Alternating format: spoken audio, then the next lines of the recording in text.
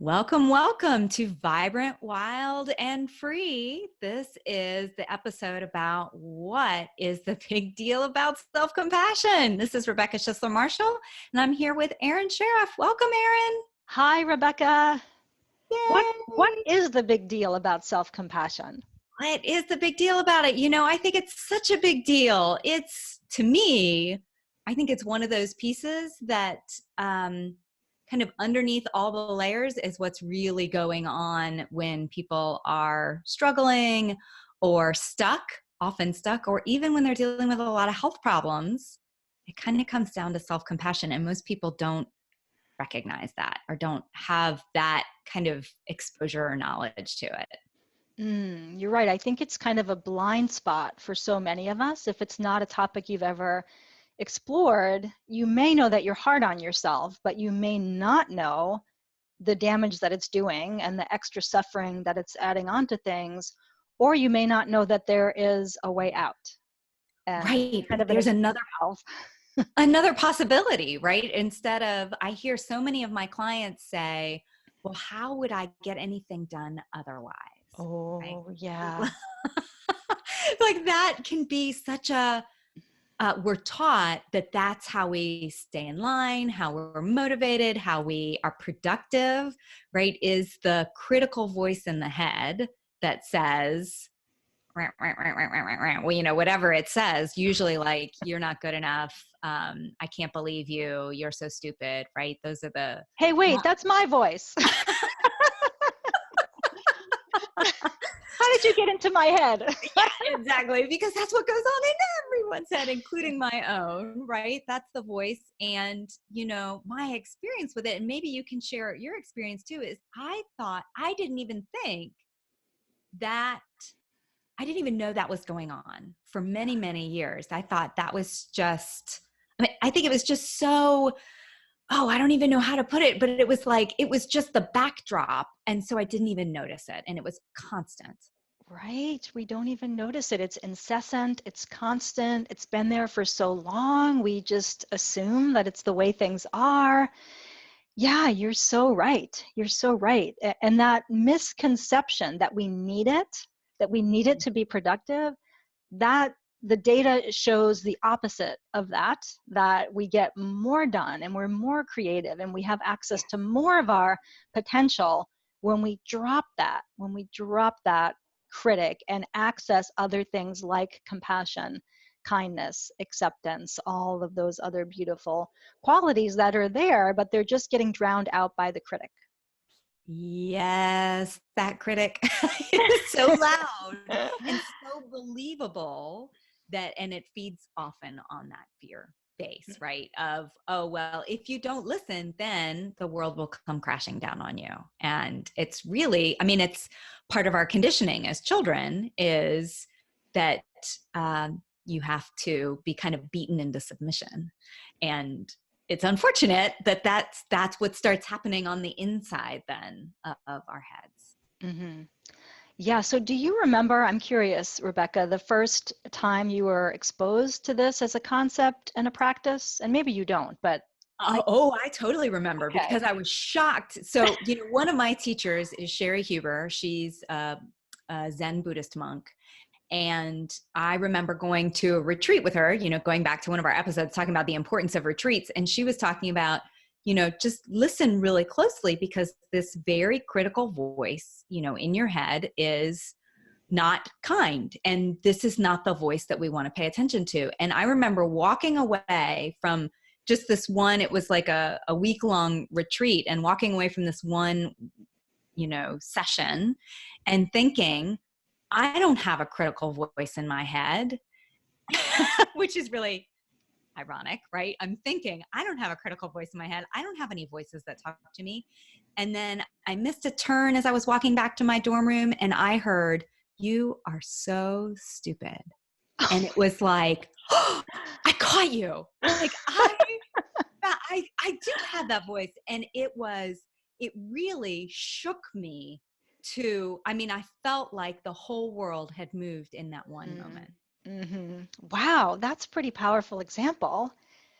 And it also shows how we fool ourselves because we think of ourselves in a certain persona and a certain way, especially those of us that are helpers and empaths and those kinds of things, that we think we're nice, or whatever the label is, and we may be nice to everybody, but if we're not also nice to ourselves, it's not inclusive. It's not a full circle.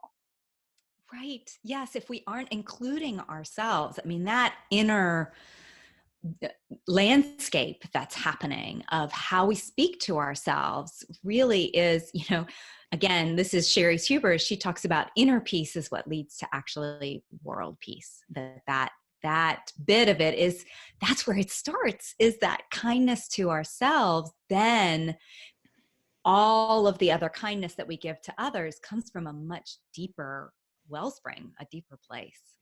Right, right.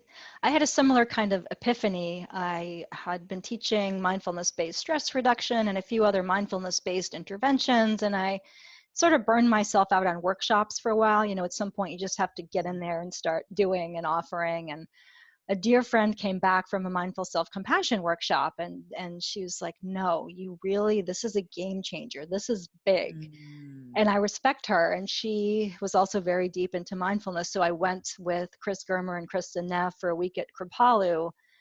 And like you, Rebecca, I was kind of shocked when I really looked and stopped at what, because you do different exercises. How would you relate to a friend who had made a mistake?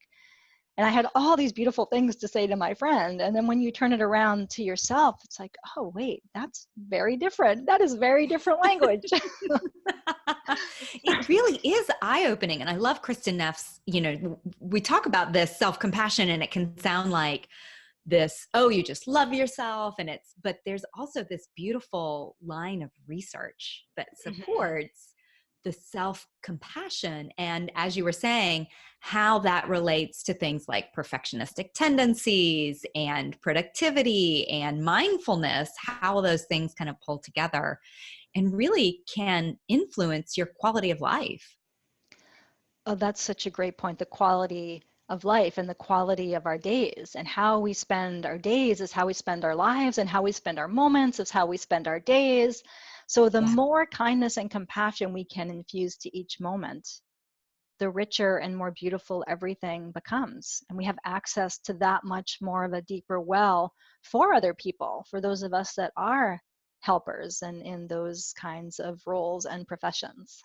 Yeah. And my experience is it's where the place of change happens. Mm. And self-compassion is there, then all those other things that seem like, oh, I wish I never was, or I wish I could do this, or, a big goal that even you want to meet, when it's met with self-compassion instead of, um, beating ourselves into doing something, it's again that, it's a game changer to come back to, oh, that place of care and attention for ourselves is, I'm here to support you. How can I be here for you?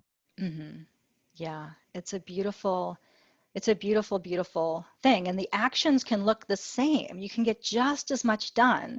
It's what's Yes. going on behind the scenes that More. I think more. more. I Yeah. think you get more done when you say it with kindness and compassion to yourself. Say, or, treat yourself with kindness and compassion than if use that harsh, critical inner voice to try to do things. It I, might be short term, you might see some things, but I think sustainability and long term, and like we were talking about, quality of life and happiness, it's just it's such a huge difference. That's what my experience with it is. right. Mine too. Mine too. And so maybe it might be helpful to offer people up some specific practices around that. I love that idea. Yeah, because that's what it's about. We can talk about self-compassion all day long, but until you have the experience of it, um, that's when you have that moment of, oh, I get Right. it now. Yes. Right, right. Well, there are a couple of sort of simple exercises I like to kind of introduce people. And one is the one I already referenced around how would you treat a friend versus how would you treat Mm, yourself. So you can think of a mistake that you've made and a way that you're beating yourself up over something, or a way that you have in the past, a time that you were critical about yourself and had some negative things to say and some judgments that you made. And imagine a friend making that same mistake. mm, How would you treat that friend? What would you say? How would you act? How would mm, you feel? And just noticing how you're feeling, what's in your heart, what's in your body, what's coming to your mind, what words are you moved to say, what actions might you be moved to take. And then, without judgment, just very clearly thinking about when you made that mistake, same action. What was your reaction to yourself? Your words, your feeling tone, mm. your judgments, how you acted? Because all of this inner stuff leads to a certain action in the world. So maybe it changed your action. So that's just a really simple way you can check in when you make a mistake and you're judging yourself. Flip it around. Okay, here's a loved one, a friend, a dear friend did this same thing. So notice that it's just a judgment, it's conditioning, it's not real, it's not solid. And if the way we're reacting doesn't feel good, know that it's not helpful, and that's based on the science. So if it's A, not helpful, and B, doesn't feel good, why wouldn't you want to play around with something else? Right. Yes. Right. Being open to this new way of looking at things Hmm. can be really kind of going back to also, as you were saying, if it doesn't feel good, right? Thinking about how it feels in your body very specifically when you think about, oh, when I say that thing to myself that is either supportive and uplifting or the thing that you wouldn't dare say to your best friend, how does that feel in your body when you say that to Yeah. yourself, when you have that voice in your head? And that can be a really um like a big telltale sign. Like it's really helpful to see that. Yeah. Yeah. And I also wanted to introduce people to the mindful self-compassion break, which is another practice that's very practical. You can bring it into everyday moments when you start judging yourself critically. And there's three components to it. And so the first one, so let's say you do something, you miss a turn, to use Rebecca's example, and you say something to yourself like, I'm so stupid. There's a million flavors of this story. So you catch yourself, because you have to catch yourself and remember to employ this. So you catch yourself like, okay, I'm going to practice this mindful self-compassion break now. So the first step is to just recognize that this is a moment of suffering. So you Mm. kind of name it to yourself like, okay, this is suffering. And come Mm. up with some language that resonates with you. It might be, this is painful. This Yeah. hurts. This is stress. You're just naming it. You're not fighting with it. So this is suffering. There it is. You name it. You turn towards it. That's number one. Number two is to remember, to recognize that suffering is a part of life. We all make mistakes. We all judge ourselves. We all suffer. So this is completely normal, what we're doing, because sometimes we feel so isolated and that just makes it worse. So just this suffering is a part of life, Mm. common to all humans. This is what we signed up for. We're here in a body. We're going to make mistakes. We're going to judge ourselves. We're going to suffer. Common humanity of it all. That's number two. And then number three is to offer yourself up some kindness, some Mm. compassion in that moment. So that can be with phrases, words, it can be with physical gestures towards yourself, and then actions. And so I want to offer up some of these physical gestures because they can be really powerful for people. I've had a lot of people in my groups really resonate with one or more of these physical gestures. So as you're offering up these kind, compassionate words to yourself, you could put a hand on your heart, is one possibility. I love that one. I love that one too. That's my personal favorite, but they're Me all super valid and different people are drawn to different ones. You could put two hands on your heart. too.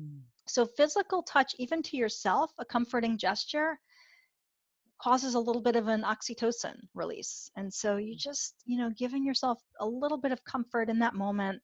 Another possibility, and I encourage anybody who's listening or watching to try these out and play around and see which one feels best for you. Another one is to just kind of, it's like you're giving yourself a hug.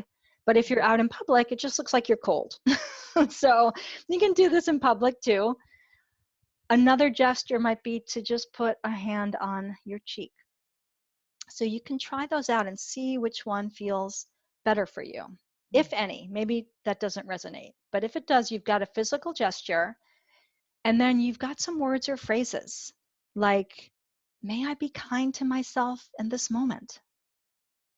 May I learn to accept myself as I am, as an imperfect being. It's okay. This too shall pass. Whatever phrases resonate with you, you could think maybe of what you might say to a friend. May I be strong. May I be patient. Whatever you might need to hear in that moment, offer it up to yourself. Be creative. And you could also add, this is really helpful for some people, what's called a diminutive, like sweetheart, darling. Mm-hmm. Sweetheart, it's okay. It's okay. You're doing the best you can. So whatever is going to feel right to you, and that it may feel a little funny at first, but the more you practice it, the more natural it becomes. And then from that place, and you can be there as long as you need to. It can be done in 5 seconds. You could take 5 minutes, 5 days, whatever you need, but it can be done super quickly. And then you can decide from that place how to move through your day, through into the next moments with a little bit more compassion in the mix. And I found that over time, in the beginning, if this is new to you, you kind of have to think about the steps. What's the first one? What's the second one? But I had that physical gesture of the hand on the heart. So now, after doing it so many times, I can just put my hand on my heart and it just kind of happens and kind of softens. And just to be clear, we don't do all of this. Things may very well transform, but we don't do it because we're trying to escape suffering. We do it because we are suffering. So there's not really an agenda here, and I think, I don't know, does that make sense, Rebecca? Yeah, totally. I mean, this is one of the things I love about it. I always think of, for me, I use these, like a phrase that's, sweetheart, I love that. Or darling, I love you no matter what. Like, even if you, just really royally messed up, like, it's not about trying to change it or trying to put it aside. Like, oh, it's going to be okay. Don't worry about it. Like, there's something about like, I see you trying so hard. That kind of showing up in a way that isn't trying to make it go away. That feels really important to me, that it's more about like, this person is suffering and I want to be with that part of me that is suffering. Mm-hmm. Right. Right. Because then there's just total acceptance, allowing, embracing. It's just a real, authentic, beautiful moment, even in the middle of suffering. Yes. And I think that one of the pieces that you mentioned that is why this is so important is then it allows us, kind of bringing us back to that mindfulness piece, it allows us to be present then instead of escaping. When there's suffering, we tend to say, how can I distract myself from the suffering instead of being there with it? We turn on the television, we eat lots of food, we drink lots of alcohol, right? There's like all the things that we do to avoid it. If we're with ourselves in that moment of challenge, of suffering, and just allow it to be, then there's so much less likelihood to turn to those other things that are trying to fill a hole or a void, of that's caused by the suffering, that's caused by the big emotions that are there, or not paying attention to the big emotions. Right, right. And what you just said has really big implications at a societal level, I Mm. think, in terms of offering people some real empowerment in those Yeah. moments to know that you can sit and be with yourself no matter what is coming up and no matter what is happening in a loving way. That is huge. That's really big. Yes, I think so. That's that's been my experience. And it allows you to be present and mindful. And from that, again, that's where the magic, that's where the vibrancy, that's where all of the things that we've been talking about in the series, in these different series that we've had, the Vibrant, Wild, and Free, that is what a lot of people are searching for. And so this is really, what we've been laying out are, here are the pieces that are foundational to being able to wake up and have a life that you love. Oh, that was so beautifully said. It makes me want to cry. So Oh, beautiful. And it's thank you. and the freedom that's in there, Yes. because then you know over time and through exploration of this that no matter what society throws at you, no matter how chaotic life gets, the full catastrophe, as John Kabat-Zinn puts it, that you have the resources. You can be with whatever comes at you and be with it in a loving, graceful way. There's so much Yeah. freedom in there.